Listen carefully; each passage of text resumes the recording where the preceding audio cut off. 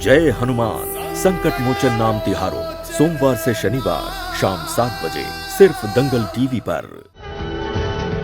मैं लंका भी आ गया, धर्मराज विभीषण से भी मिल लिया, अशोक वाटिका का भी पता लगा लिया। अब ना तो मेरे छुपने का कोई अर्थ है और ना ही तुमसे युद्ध करने का। इसलिए तुम एक काम करो, तुम जाओ और महाराज रावण को यह संदेश दो कि रामदूत हनुमान पधार रहे हैं। ठीक है, तब तक मैं माता सीता से मिलकर आता हूं। जाओ, जय श्री राम। हनुमान, दूत को सर्वप्रथम लंकेश से मिलना चाहिए। तो अब निर्णय तुम करो कि जीवित हमारे साथ चलोगे या मृत्यु के पश्चात। विरूपक्ष, लगता है अब तुम्हारे महाराज से तुम्हारी अंतिम भेंट नहीं होगी।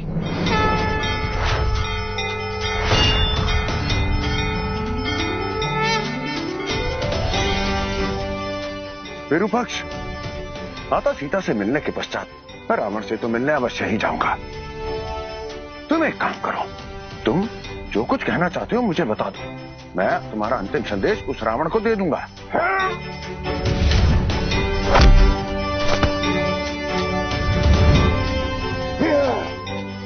संदेश तो मैं दूंगा लंकेश को, तुम्हारा मस्तक काटकर। इसका अर्थ है कि तुम अधर्म का ही साथ दोगे, तो अब तुम्हारे जीवित रहने का कोई लाभ नहीं।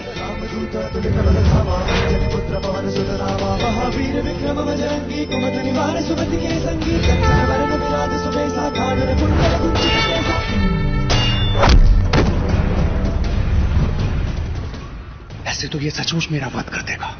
मुझे अपने वास्तविक स्वरूप में आना होगा।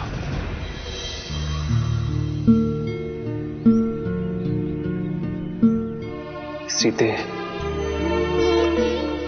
विवाह के समय आपकी रक्षा करने का जो वचन दिया था आपको, उसे हम निभा नहीं पाए। अग्नि को साक्षी मानकर सुख दुख में आपका साथ देने का जो संकल्प लिया था, उसे निभा नहीं पाए हम।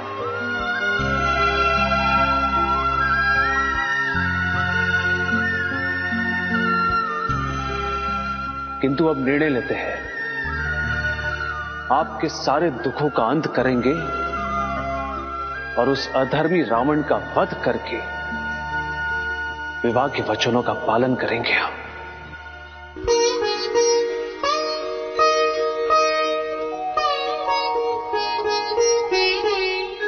भैया,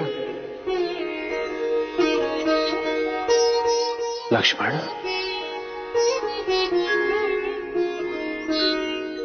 लक्ष्मण, क्या बात है लक्ष्मण? भैया,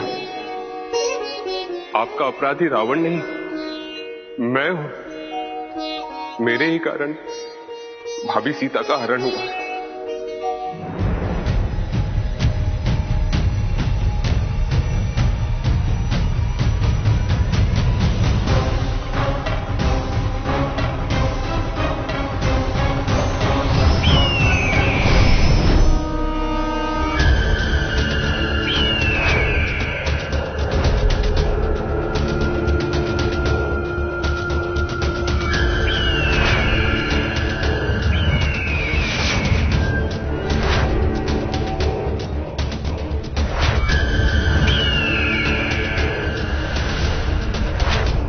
लगता है मुझे तुम अपने पंजों में जकड़ना चाहते हो।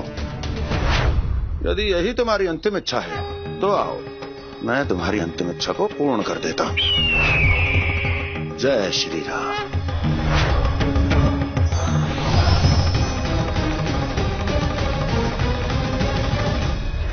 विरूपक्ष, अब तुम्हारी सहायता से मैं माता सीता का पता लगा लूंगा कि माता सीता अशोक वाटिका में है कहां। तुम्हें सीता के दर्शन तो हो जाएंगे, किंतु जीवित रहते तुम उन्हें कोई संदेश नहीं दे पाओगे हनुमान।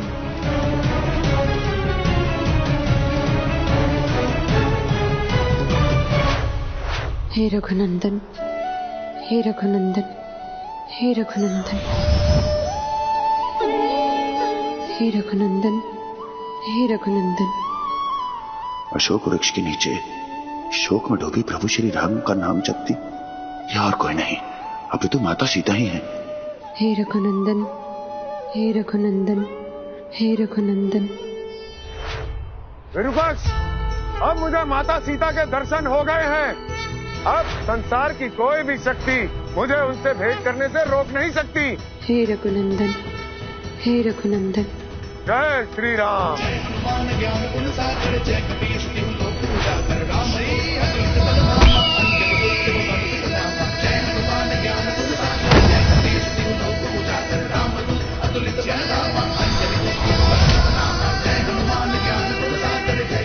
अब मुझे माता सीता से भेंट करने में एक क्षण की भी देरी नहीं करनी चाहिए।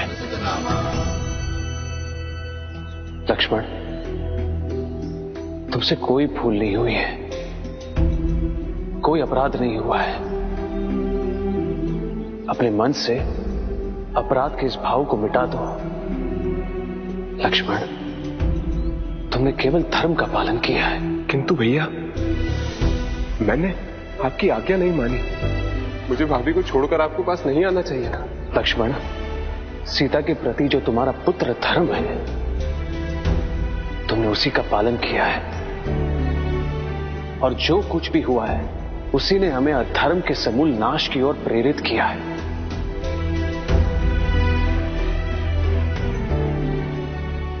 इसलिए अतीत को भूल जाओ लक्ष्मण, और भविष्य की ओर ध्यान दो। हम उस रावण को ऐसा दंड देंगे लक्ष्मण कि संसार में कोई भी अधर्मी किसी स्त्री को दुख पहुंचाने का दुस्साहस नहीं करेगा।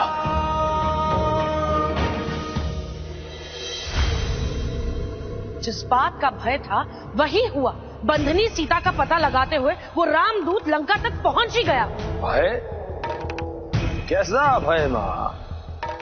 सीता के साथ साथ वो राम का दूत भी शीघ्र ही मेरा बंदी होगा। मैं एक बार पुनः कहती हूँ, मेरी बात मानो और अंत कर दो उस सीता का।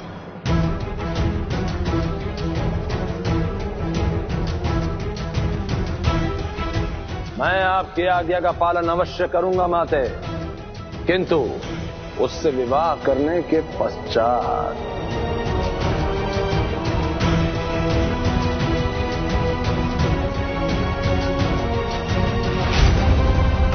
समुद्र और शत्रु जब घर में प्रवेश कर जाए ना, तो देर नहीं करनी चाहिए। माते। महाराज, महाराज, सेनापति विरूपक्ष। क्या हुआ सेनापति विरूपक्ष को? सेनापति विरूपक्ष का वध हो गया महाराज। रुको पुत्र। नहीं पुत्र, किसने अंत किया वीरों के वीर विरूपक्ष का? इसने देखा नहीं राजमाता, किंतु लंका में जो आया हुआ रामदूत है, ये उसी का कार्य है। रामदूत, रामदूत, रामदूत! कौन है ये रामदूत? क्षमा कीजिए महाराज, जो भी इस रामदूत को देखता है वो मारा जाता है महाराज। तुम तो ऐसे कह रहे हो जैसे वो कोई साधारण दूत नहीं, मृत्यु दूत हो। किंतु यही सत्य है महाराज।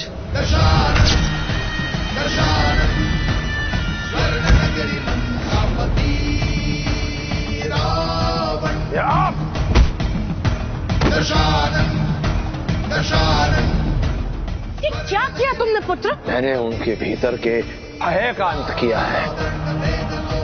इससे पहले ये भय और बढ़ जाए, स्वयं जाके ढूंढता हूं उस राम के दूत को। भैया,